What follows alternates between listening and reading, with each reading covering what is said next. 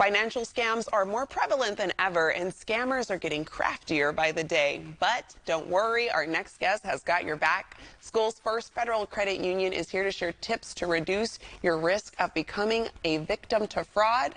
Let's welcome Tammura Thomas, Fruitridge Branch Manager for Schoolsfirst Federal Credit Union. Hello, Tammura. Hello. Okay, so we always talk about timely topics going on right now. So is it true that financial scams are really on the rise? They really are, and it's unfortunate, but as we talk about this a lot, the digital world, the digital space is becoming so much more advanced, and unfortunately it's allowing scammers to also get trickier, sneakier. Yeah. They're getting more sophisticated, and it's making them, making it easier to kind of trick us into falling victim to these scams. Yeah. So hopefully we can arm ourselves with knowledge for things to look out for. Yes, and you're here to help us do that. You're going to arm us with knowledge today. Yeah. So what are some steps our viewers can take? I would say one of the most important things is security, making sure that we're protecting our security when we're doing anything online. One of the things that we can do is set up multi-factor authentication when we're logging into websites to really protect our information. What that does is, unless a scammer is with you, they can't log into your account if they get access to your information, because it's going to send you a code via phone, text, email, something like that. So that's a really good way to protect yourself. Another thing that I think we forget about is when we're doing anything online where we're inputting our personal information, we have to make sure we're on a secure website. Yeah. You can do that by looking for the HTTPS in the URL, or looking for the little lock icon that will be in there. That tells you that that company is doing the best that they can to secure your information. And so to just be very cautious to make sure that you are in a secure website. Especially when you're going to purchase something. Look 100%. for that little lock. Look for that little lock, yes. And when we talk about that, we talk about not storing your information too, like your payment information in websites, because even though it's a secure website, it's a company you trust, it doesn't mean that they can't be vulnerable to some type of breach at some point. So taking a couple of extra minutes to manually input your information every single time. Okay, makes sense. And then once we have sensitive information protected, like you had mentioned, what else can we do?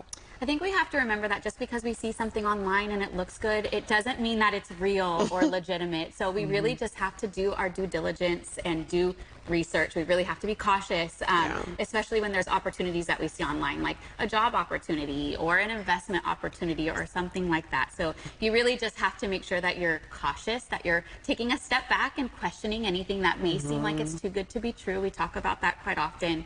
If it feels too good to be true, it probably is. So really kind of trusting that feeling that you have. Yeah, and there's definitely, I feel like, that misconception that, oh, only people who are gullible are going to get scammed by this, or who are out of touch, but they're getting more craftier and smarter with how they're scamming people. So you got to be on your toes. Yes, we talk about AI, right? I was here, I think last month we spoke about that, and they are getting better at copying our likeness, our voices, making storefronts look completely legitimate. So yeah, unfortunately, it's not just the gullible. Yeah, it's everybody. It's everybody, yes. So what other tips do you follow to protect yourself from financial scams? One of the things that I lean on a lot, and I think we all should, is that gut feeling we get, that intuition. If something feels kind of off, how many times have we heard, it seemed a little bit off, but it was okay and I went for it. So that's the universe's way of telling you something isn't right. So trust that gut instinct and use that to kind of guide you along the way. You know what, this seems a little off, I'm going to do extra research, take the time to do that. I think it's also important that we remind everybody that legitimate businesses, government agencies, utility companies are never going to ask you to pay them in the form of a gift card or cryptocurrency, right? They're not going to do that. Again, scammers, they kind of rely on that fear. We're going to cut off all of your electricity if you don't make this payment. And you can only do that today through a gift card. So really being careful of those things. And if anything seems wrong, it just doesn't feel right, we talk about phoning a friend, having somebody else look at it to just kind of help walk you through the process. Yeah, like you said, that gut feeling, and if it's too good to be true, most likely it is, but do the research to find out what's real, what's not, so you're not getting scammed. Yes. Yes. All right, so is there anything else you want to share with our viewers? So one thing that I think is important is if you feel like you are falling victim to a scam, or you have fallen victim to a scam, it's really important to reach out to your law enforcement.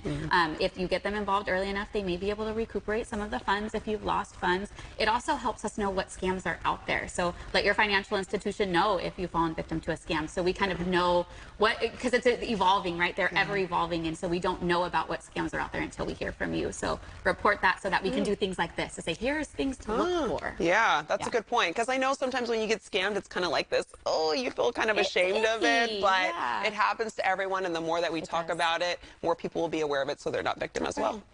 Tammura, thank you for these helpful tips. Thank you. You bet. And to our viewers, you can visit one of the many Schoolsfirst Federal Credit Union branch locations as seen on the screen.